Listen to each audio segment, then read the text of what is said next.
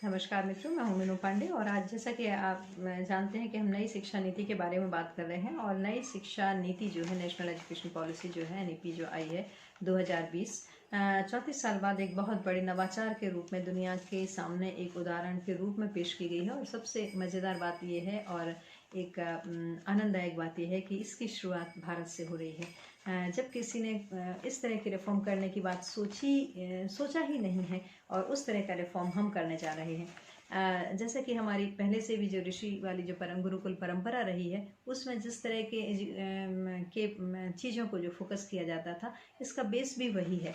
तो आइए हम देखते हैं कि और क्या क्या विशेषताएं लिए हुए है ये नई एजुकेशन पॉलिसी। जैसे कि आपको कहा कि पारंपरिक जो हमारी शिक्षा की जो पॉलिसी जो चलती आई है 10+2+3+2 वाली, तो उसको अब दूर कर दिया गया है। क्योंकि 10+2 में पहले ये बात हो रही थी कि आप बोर्ड जो है 5th क्लास में रखो, 8th में रखो, 10th में रखो, फिर 12th में रखो। फिर अचानक 5th और 8th का बोर्ड ख़त्म करके 10th और 12th का रखा गया। फिर 10th भी ऑप्शनल कर दिया गया, फिर उसके बाद में से 12th। लेकिन अब इस एजुकेशन पॉलिसी में वो सारी चीज़ों को दूर कर दिया गया है। इवन बहुत सारे चेंजेस के साथ में 5+3+3+4 वाले पैटर्न में आ गए हैं। और +4 वाला जो पैटर्न है, वहाँ एग्जामिनेशन पैटर्न भी डिफरेंट है।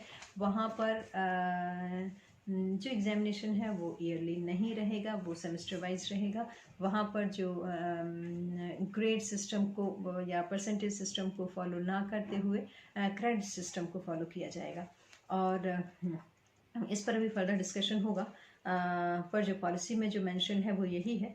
और इसका मेन उद्देश्य है कि किताबी ज्ञान से ज़्यादा व्यवहारिक ज्ञान पर जोर देना है।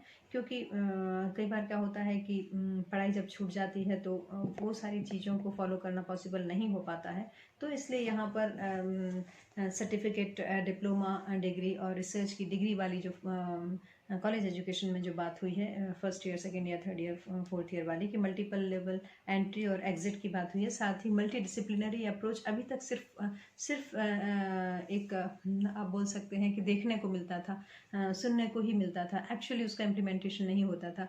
यदि आप इंग्लिश के टीचर बनना चाहते तो आपकी पीएचडी इंग्लिश में ही होना ज़रूरी होता था। लेकिन अब मल्टी डिसिप्लिनरी अप्रोच में आपके पास बहुत सारे कॉम्बिनेशन है, और उन कॉम्बिनेशन के बीच में एक नया सब्जेक्ट निकल के सामने आएगा, जिसमें जो आप पीएचडी करेंगे वो भी मान्य होगी। ऐसा आगे जो पॉलिसी बनेगी उसमें शायद इस तरह का भी हो सकता है।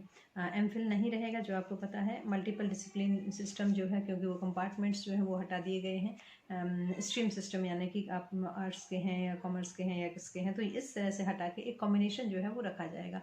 और बहुत ज़रूरी जो बात ये है कि अब यूनिवर्सिटीज़ को भी एक तरह की ऑटोनॉमी मिलने वाली है, स्वायत्तता मिलने वाली है। और बहुत सारे कॉलेजेस जो हैं जो कि यूनिवर्सिटीज़ जो हैं वो एक ऑटोनॉमस इंस्टीट्यूट होने के साथ ही अपना ही सिलेबस डिज़ाइन भी कर पाएंगी और अपने ही रूल्स रेगुलेशंस भी फॉलो कर पाएंगी। लेकिन उसमें यूनिफॉर्मिटी हो, ऑल ओवर इंडिया उनमें यूनिफॉर्मिटी भी हो, इसका भी ध्यान रखा गया है। और आगे भी इसका ध्यान रखा जाएगा।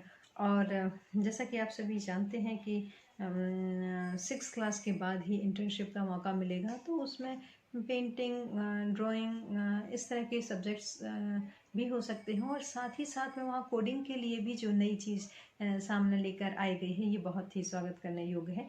और दूसरी जो विशेषता वो ये है कि जैसे कि हम देखते आए हैं कि भाषा के कारण जो परेशानी हो रही है, तो अब अंग्रेजी में पढ़ाई की अनिवार्यता नहीं रहेगी। हालांकि बहुत सारे प्राइवेट इंस्टीट्यूट हैं जो इसका अपोज कर रहे हैं, तो वो अपने अकॉर्डिंग सिलेबस डिज़ाइन कर सकते हैं, अपने अकॉर्डिंग उसको थोड़ा सा मॉडिफाई कर सकते हैं। But at most of the places मातृभाषा, रीजनल लैंग्वेज और आपका जो हिंदी जो आप जैसे आप कहते हैं, उसमें पढ़ाई को प्रमुखता दी जाएगी। और इस तरह के इंस्टीट्यूट भी बनेंगे जहाँ पर आपकी जो रीजनल लैंग्वेज है उसमें आप फर्दर स्टडी भी कंटिन्यू कर सकते हैं, वो भी ऑनलाइन। यानी ऑनलाइन भी मटेरियल उन भाषाओं में डेवलप किया जाएगा। ये बहुत बड़ी बात है, क्योंकि अभी हमें हिंदी में ही मटेरियल सर्च करने में बड़ी प्रॉब्लम होती है। रीजनल लैंग्वेज में मटेरियल मिल जाए तो बहुत बड़ी बात होती है। तो इस तरह से ये भी एक बहुत बड़ी चीज़ होगी। साथ ही साथ शिक्षण संस्थाओं में संस्कृत पर भी जोर रहेगा। जो टेक्निकल फील्ड वाले लोग हैं, लाइक IITians जो हैं, उनके लिए अब आर्ट और ह्यूमैनिटीज़, म्यूज़िक, ये इस तरह के सब्जेक्ट जो हैं उनका कॉम्बिनेशन भी इस शिक्षा नीति के द्वारा मिलने वाला है। तो इस तरह से हम कह सकते हैं एक बहुत बड़ा चेंज है और बोर्ड में रटने की प्रवृत्ति खत्म हो जाएगी ओवरऑल हर कहीं, स्कूल में भी कॉलेज में ही, क्योंकि नवाचार के साथ में आपको पढ़ाया जाएगा। तो वो चीज़ें आप खेल कूद के पढ़ने, खेलेंगे कूदेंगे और पढ़ेंगे और इस तरह से आगे बढ़ेंगे। मल्टीपल लेवल एंट्री और एग्ज़िट कॉलेज में कर दिया गया है, जो मैं आपको पहले ही बता चुकी हूँ। और जो आपका क्रेडिट होगा वो डिजिटल लॉकर जो है उसमें रखा रहेगा। तो डिजिटल लॉकर हर कहीं से आप एक्सेस कर सकते हैं। तो वो भी एक जिससे आपके पास में स्विच करने का भी जो है कि उसी यूनिवर्सिटी या उसी कॉलेज से ही आपको डिग्री लेना है, कंप्लीट करना है, ये कंपल्शन नहीं रहेगा। तो ये एक बहुत बड़ी फ्रीडम है। कई बार क्या होता है, कोई स्कूल कॉलेज वाले आपको टीसी नहीं देते हैं, आपको मजबूरी बस वहीं से आपकी शिक्षा या तो कंटिन्यू करनी होती है या फिर बहुत ज़्यादा मजबूरी तो आप ड्रॉप आउट हो जाते हैं, डिसकंटिन्यू वहाँ कर देते हैं। तो वो परेशानी नहीं रहेगी। हाँ, कॉलेज एडमिशन में कॉमन एप्टीट्यूड टेस्ट होगा जिसके थ्रू आप उसका जैसे आम कॉम्पिटिटिव एग्जामिनेशन होते हैं, तो उस common aptitude test plus 12th के मार्क के बेस पर आपको कॉलेज में एडमिशन मिल जाएगा। तो इस तरह से बहुत ही रेडिकल चेंज वाली पॉलिसीज़ है अब जो आई है, जिस पर कि हमने शिक्षा पर, रिसर्च पर और कौशल पर ध्यान दिया गया है। क्योंकि कौशल एक ऐसी चीज़ है, जब आप एजुकेशन लेके एक व्यक्ति के रूप में समाज में जब आते हैं तो छोटे छोटे से काम के लिए हम बहुत सारे लोगों पर डिपेंड हो जाते हैं। तो इस तरह की चीज़ें नहीं होंगी, क्योंकि बहुत सारे काम ऐसे हैं कि जो आप खुद ही कर पाएंगे। यानी कि आत्मनिर्भरता की ओर एक नया कदम होगा कि आप छोटे मोटे काम जो है वो खुद ही निपटा लें। साथ ही साथ उन कामों में यदि आपकी विशेष रुचि हो गई तो उनको ही आप एज अ ऑप्शन, करियर के ऑप्शन के फॉर्म में आप उनको सेलेक्ट कर सकते हैं। और रही बात रिसर्च की, तो रिसर्च में बहुत सारे नवाचार जो हैं वो आने वाले हैं। और यदि हम बीएड की बात करें तो बीएड में भी बीएड को स्पेशली फोकस किया गया है, जिसमें कि इंटीग्रेटेड जो है सिस्टम वो भी रहेगा।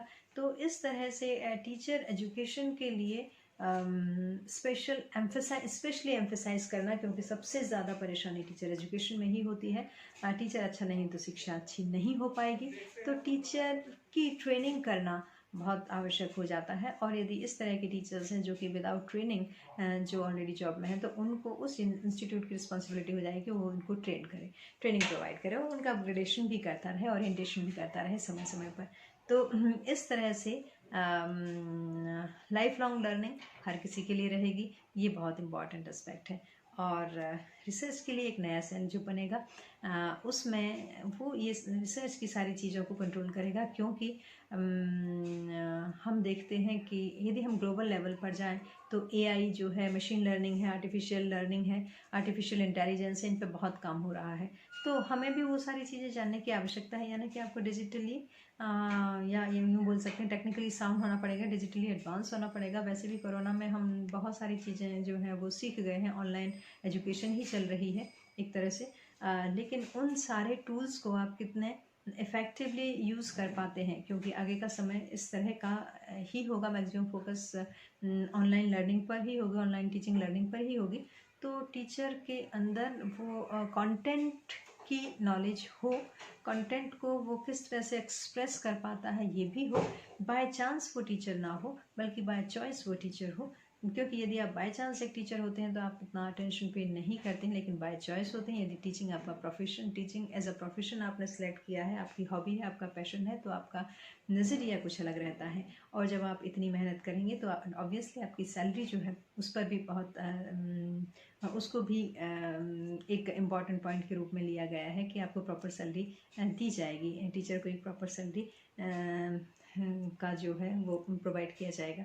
तो इसका मतलब ये है कि बहुत सारे ये कैरेक्टरिस्टिक फीचर्स जो हैं, इनके साथ में ये नई एजुकेशन पॉलिसी हमारे समक्ष आई है और जो कि बहुत जल्दी 2022 में इम्प्लीमेंट भी हो जाएगी।